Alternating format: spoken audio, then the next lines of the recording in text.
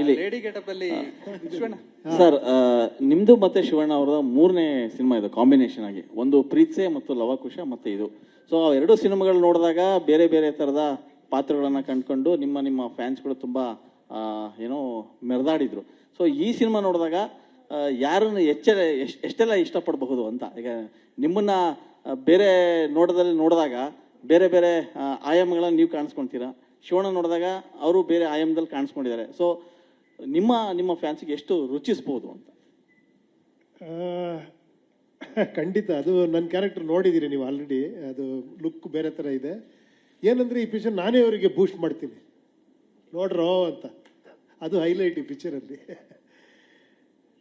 ಅದೇ ಆ ಕೆಮಿಸ್ಟ್ರಿ ಚೆನ್ನಾಗಿದೆ ನಂದು ಇವ್ರದ್ದು. ಒಳ ಒಂಥರ ಅದು ನೀವು ನೋಡ್ಬೇಕು, ಅದೆಲ್ಲ ಹೇಳ್ಬಿಟ್ರೆ ಮಜಾ ಇರಲ್ಲ. ಶಿವಣ್ಣ, ಲೇಡಿ ಗೆಟಪ್ ನಲ್ಲಿ ಕ್ಲಾಸಿಕಲ್ ಡ್ಯಾನ್ಸ್ ಮಾಡಿದೀರಾ ಅಂತ? ಯಾ, ಒಂದು ಫುಲ್ ಸಾಂಗ್ ಇರುತ್ತಾ? ಫುಲ್ ಸಾಂಗ್ ಅದಲ್ಲ, ಬಿಟ್. ಸರ್, ಈಗ ಉಪ್ಪಿ ಸರ್ ಮತ್ತು ಶಿವಣ್ಣ ಇಬ್ಬರಿಗೂ ನನ್ನ ಪ್ರಶ್ನೆ. ನೀವು ಅಂದರೆ ಬದುಕಿನ ಸಾಕಷ್ಟು ಅಂದರೆ ರೂಪಗಳನ್ನಾಗಿರ್ಬೋದು, ವಿಶೇಷತೆಗಳನ್ನಾಗಿರ್ಬೋದು ನಿಮ್ಮ ಸಿನಿಮಾಗಳ ಮುಖಾಂತರ ಮತ್ತು ಪಾತ್ರಗಳ ಮುಖಾಂತರ ತೋರಿಸಿದ್ರಿ. ಸೊ ನೀವಿಬ್ಬರು ಕೂಡ ಅಂದರೆ ಒಂದು ರೀತಿ ಆಡು ಮುಟ್ಟದ ಸೊಪ್ಪಿಲ್ಲ, ನೀವುಗಳು ಮಾಡಿದ ಪಾತ್ರಗಳಿಲ್ಲ ಅಂತಲೇ ಅನ್ಕೋಬೋದು. ಈ ಕ್ಷಣ ಅಂದರೆ ಈ ಹುಟ್ಟು ಮತ್ತು ಸಾವಿನ ನಡುವೆ ನಡೆಯುವಂಥ ವಿಸ್ಮಯಗಳು ನಿಮ್ಮ ಬದುಕಿನ ಕಲ್ಪನೆಗಳಲ್ಲಿ ಹೇಗಿದೆ ಅನ್ನುವಂಥದ್ದು ಮತ್ತು ಕನಸುಗಳು ಹೇಗಿದೆ ಅನ್ನುವಂಥದ್ದು ಸರ್? ಯಾವ ಸಿನಿಮಾದ ನಮ್ದು ನಿಮ್ಮ ವೈಯಕ್ತಿಕವಾಗಿ ಸರ್, ಅಂದರೆ ಇದು ಒಂದು ಹುಟ್ಟು ಮತ್ತು ಸಾವಿನ ನಡುವಿನ ಜರ್ನಿ ಅನ್ನುವಂಥ ರೀತಿಯಲ್ಲಿ ಬಿಂಬಿತ ಆಗ್ತಾ ಇದೆ. ಸೊ ಹಾಗಾಗಿ ಸರ್ ಎಲ್ಲವನ್ನು ವಿಶ್ಲೇಷಿಸಿ ಹೇಳೋದಾದ್ರೆ ಸರ್, ಕನೆಕ್ಟ್ ಆಗುವಂಥ ಒಂದು ಸಬ್ಜೆಕ್ಟು. ಆಮೇಲೆ ನಿಮ್ಗೆಲ್ಲೋ ರಿಲೇಟ್ ಆಗುತ್ತೆ ಆ್ಯಕ್ಚುಲಿ. ಹೌದಲ್ವಾ, ಈ ಥರ ಇರುತ್ತಾ? ಆಮೇಲೆ ಒಂದು ವಿಶೇಷವಾಗಿದೆ, ಅದನ್ನು ನಾವು ಯಾರು ನೀವು ಸಿನಿಮಾ ನೋಡ್ಮೇಲೆ ಅದನ್ನು ಮಾತಾಡಬೇಕು. ಅದರೊಳಗಿರೋ ಒಂದು ಸ್ಟಫ್ ಇದೆಯಲ್ಲ, ಅದು ಭಾಳ ಮುಖ್ಯ ಈ ಸಿನಿಮಾದಲ್ಲಿ. ಯಾಕಂದ್ರೆ ಅದನ್ನು ಬಿಟ್ಕೊಟ್ಟಿಲ್ಲ ಆ್ಯಕ್ಚುಲಿ ಇಲ್ಲಿವರೆಗೂ ಯಾರು ಕೂಡ. ಇವನ್ ಟ್ರೈಲರಲ್ಲೂ ಗೊತ್ತಾಗಲ್ಲ ಅದು. ಅದರೊಳಗಡೆ ಒಂದು ವಿಶೇಷವಾದ ಇದಿದೆ. ಅದೇ ಅವರು ಪ್ರೊಡ್ಯೂಸರ್ ಹೇಳಿದ್ದು, ನಮ್ಮ ಕಲ್ಚರು, ನಮ್ದು ಇದು ಕೆಲವರು ಭಾರತೀಯ ಸಂಸ್ಕೃತಿ, ಅದರದ್ದು ಒಂದು ವಿಶೇಷವಾದ ಎಲ್ಲರಿಗೂ ಗೊತ್ತಿದ್ದು ಅದ್ರ ಬಗ್ಗೆ ಜಾಸ್ತಿ ಯೋಚನೆ ಮಾಡಲ್ಲ. ಬಟ್ ಇಟ್ ಈಸ್ ಎಲ್ಲರಿಗೂ ಗೊತ್ತಿರುವಂಥ ವಿಷಯನೇ. ಬಟ್ ಅದು ತುಂಬ ಹೊಸದು, ಯಾರು ಟಚ್ ಮಾಡದಿರೋ ವಿಷಯ.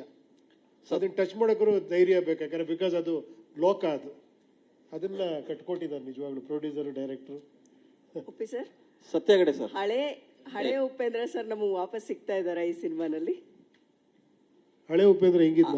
ಅಲ್ಲ ಸರ್, ನಿಮ್ಮ ಆರಂಭದ ದಿನಗಳಲ್ಲಿ ನೀವು ವೈವಿಧ್ಯಮಯವಾಗಿ ನಮಗೆ ಸಿನಿಮಾಗಳನ್ನ ತೋರಿಸಿದ್ರಿ ಅಲ್ಲ ಒಂದಷ್ಟು. ಎಲ್ಲ ಅರ್ಜುನ್ ಅಲ್ಲಿ ವಾಪಸ್ ನೀವು ಇಲ್ಲಿ ಸಿಗ್ತಾ ಇದ್ದೀರಾ, ಕಣ್ಣು ವಾಪಸ್ ಅದೇ ಸ್ಟೈಲು. ಅರ್ಜುನ್ ಅವ್ರು ಹೇಳಿರಲ್ಲ, ಅವ್ರೊಂಥರ ಫ್ಯಾನ್ ತರನೇ ಪಿಕ್ಚರ್ ಮಾಡಿದ್ದಾರೆ. ನನಗೆ ಅವ್ರು ಏನ್ ಎಂಜಾಯ್ ಮಾಡಿದ್ರು ಅದನ್ನೇ ನಮ್ಮ ಕ್ಯಾರೆಕ್ಟರ್ ತಂದಿದ್ದಾರೆ. ಎಸ್ಪೆಷಲಿ ಶಿವಣ್ಣ ಅವ್ರಿಗಂತೂ ಅವರು ಏನೋ ಒಂಥರ ಲವರ್ ತರ ಸಿನಿಮಾ ಮಾಡಿದ್ದಾರೆ ಆಕ್ಚುಲಿ. ಸರ್, ಆಕ್ಚುಲಿ ನಿಮ್ಮಿಬ್ಬರ combination super duper. Om cinema ತರ ಮತ್ತೊಂದು ನಮಗೆ ನಿಮ್ಮಿಬ್ಬರ ಕಾಂಬಿನೇಷನ್ ಯಾವಾಗ ಸಿಗ್ಬೋದು ನೋಡಿ? ಈಗಲೂ ಮತ್ತೆ ಇಮಿಡಿಯೇಟ್ ಆಗಿ ಖಂಡಿತ ನೆಕ್ಸ್ಟ್ ಅನೌನ್ಸ್ ಮಾಡ್ಬಿಡ್ತೀವಿ ಬಿಡಿ. ಸತ್ಯ ಸರ್, ನಿಮಗೆ ಒಂದು ಪ್ರಶ್ನೆ. ಇಡೀ ಸಿನಿಮಾದಲ್ಲಿ 3 ಜನನ ಮೇಂಟೈನ್ ಮಾಡೋದು ಎಷ್ಟು ಕಷ್ಟ ಆಯ್ತು? ಆಮೇಲೆ ನಿಮಗೆ ಚಾಲೆಂಜಸ್ ಅನ್ನೋದು ಏನಿತ್ತು ಸರ್ ಕ್ಯಾಮ್ರಾ ವರ್ಕ್ ಆಗಿ?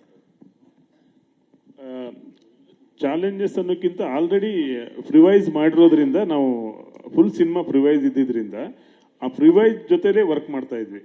ಹೀಗಾಗಿ ಅದನ್ನ ಕ್ಯಾಮ್ರಾದಲ್ಲಿ ಅಂದ್ರೆ ತೆಗೆದಾಗ ಯಾವ ತರ ಕಾಣುತ್ತದೆ, ಬ್ಯಾಕ್ಗ್ರೌಂಡ್ ಏನು ಬರಬೇಕು, ಅದು ಅಟ್ಮಾಸ್ಫಿಯರ್ ಏನಿರಬೇಕು, ಏನೇನು ಪ್ರಾಪರ್ಟೀಸ್ ಬರಬೇಕು, ಅದೆಲ್ಲವೂ ನಾವು ಡಿಸೈನ್ ಮಾಡಿ ಇಟ್ಕೊಂಡಿರೋದು. ಹೀಗಾಗಿ ಲೊಕೇಶನ್ಗಳನ್ನ ಕಂಟ್ರೋಲ್ ಎನ್ವೈರನ್ಮೆಂಟ್ ಅಲ್ಲಿ ಇರೋ ತರ ಲೊಕೇಶನ್ಗಳನ್ನು ಹುಡುಕಿ ಅಲ್ಲಿ ನಮ್ಗೆ ಏನ್ ಬೇಕು ಅದನ್ನ ರೆಡಿ ಮಾಡಿಕೊಂಡು ಶೂಟ್ ಮಾಡ್ತಾ ಇದ್ವಿ. ಹೀಗಾಗಿ ಆಲ್ರೆಡಿ ಎಲ್ಲವೂ ಡಿಸೈನ್ ಆಗಿರೋದ್ರಿಂದ ಸ್ವಲ್ಪ ವರ್ಕ್ ಮಾಡಕ್ಕೆ ತುಂಬಾ ಈಸಿ ಆಗೋಯ್ತು ಸ್ವಲ್ಪ.